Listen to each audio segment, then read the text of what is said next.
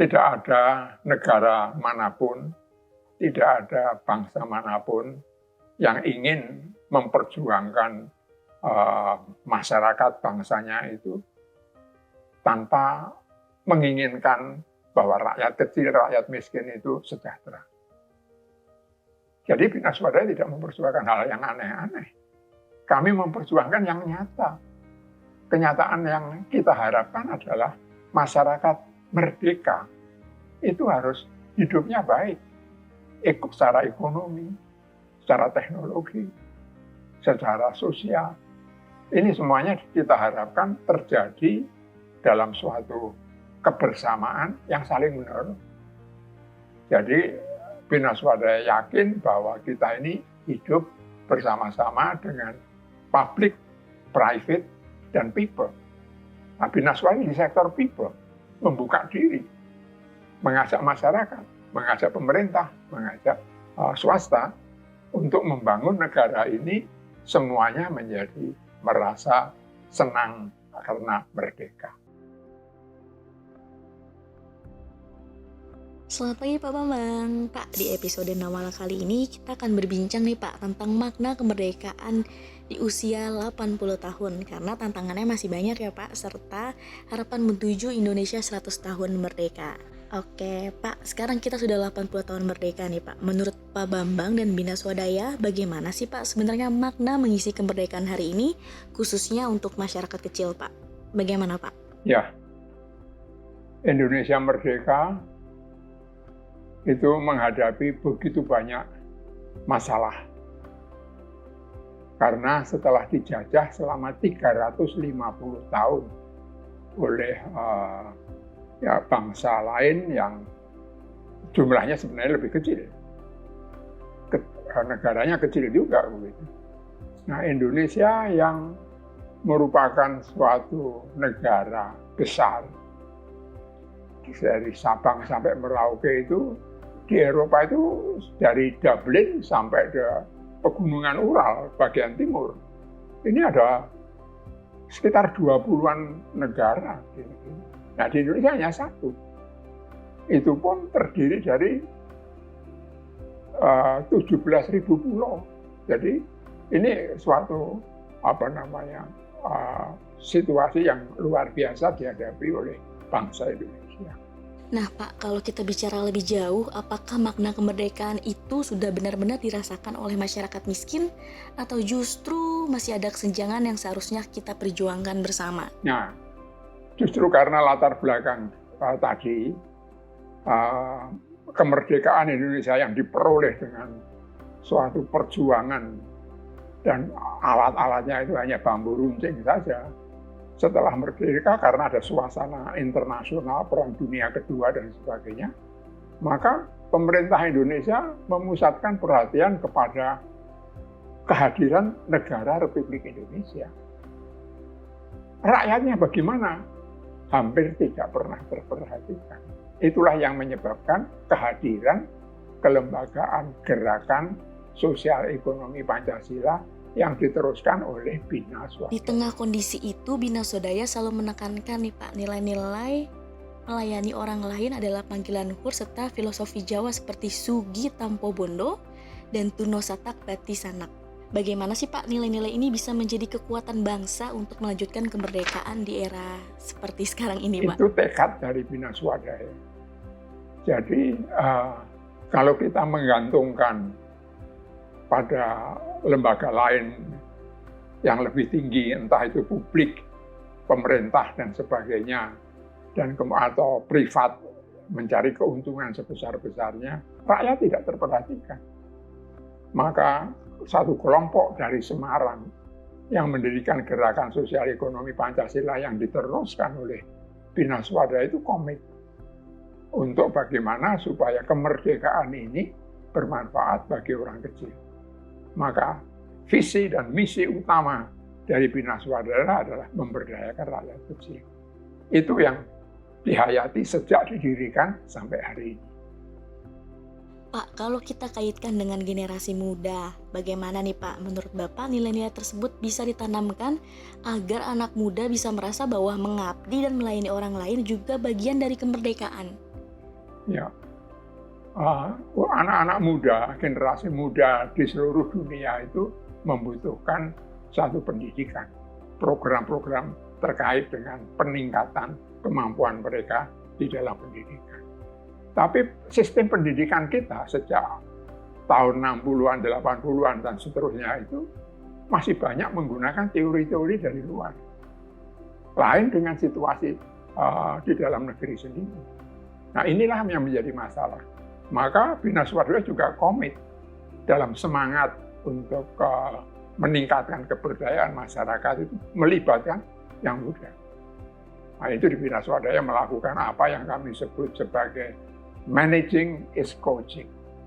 Jadi terhadap generasi muda kita melakukan coaching, yaitu terdiri dari 3 level. Pertama terkait dengan motivasi. Jadi anak-anak muda ini yang semangatnya hebat, motivasinya macam. Lalu motivasi semacam itu memberdayakan masyarakat. Harus diikuti dengan kemampuan teknis, pemberdayaan generasi muda itu sendiri.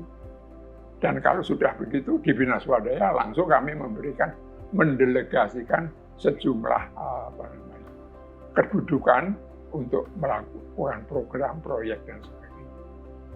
Pak, kalau saya baca Nawala Bisma itu disebutkan bahwa desa adalah pohon besar NKRI.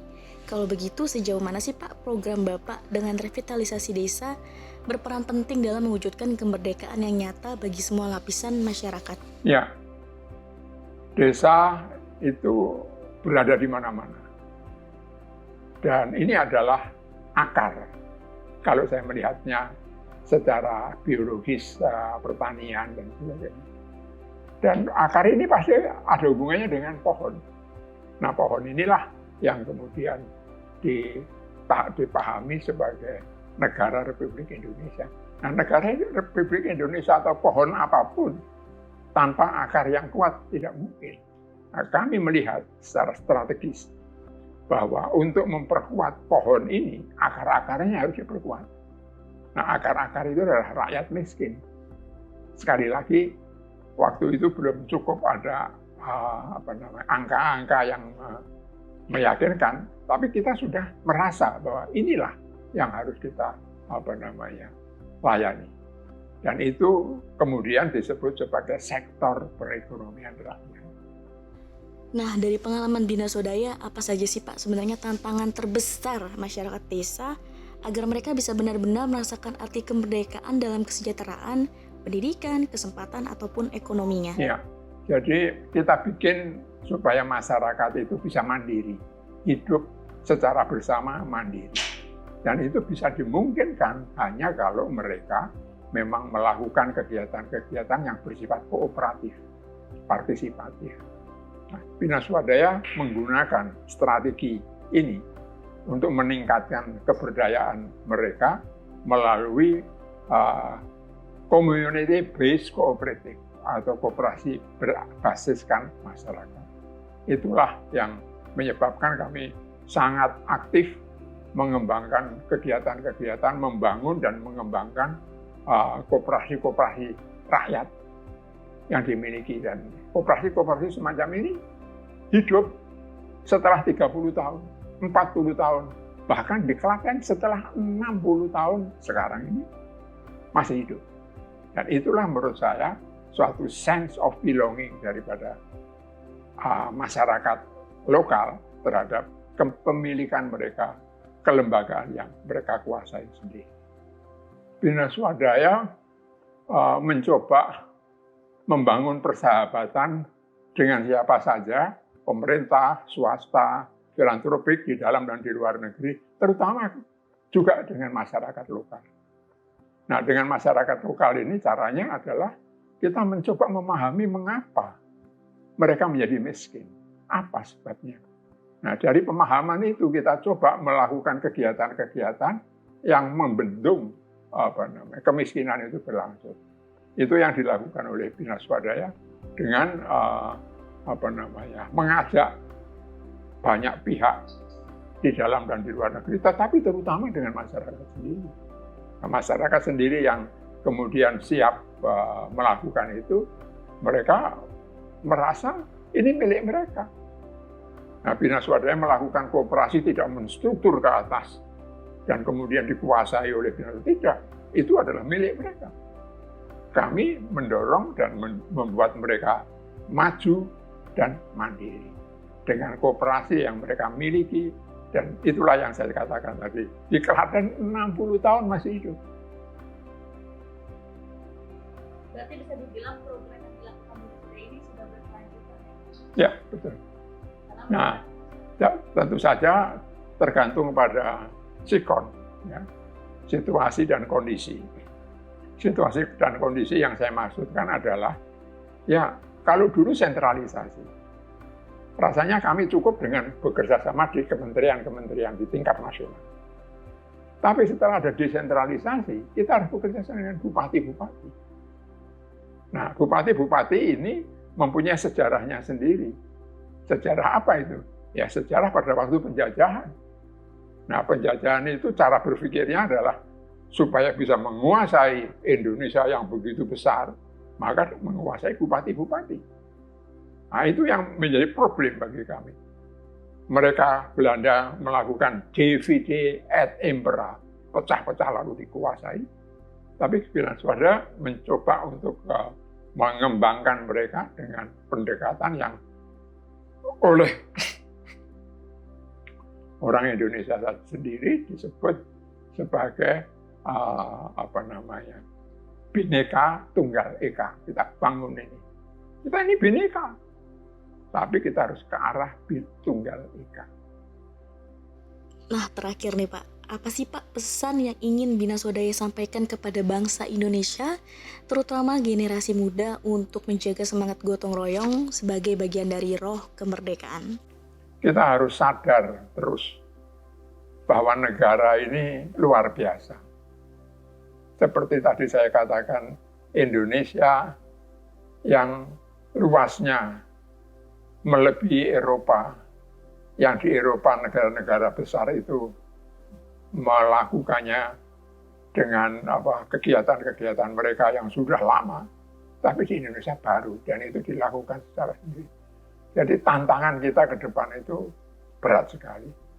Maka suatu persahabatan, satu kegiatan gotong royong yang selalu memikirkan pentingnya negara ini bagi generasi-generasi kita yang akan datang, itu harus tetap menjadi komitmen kita bersama.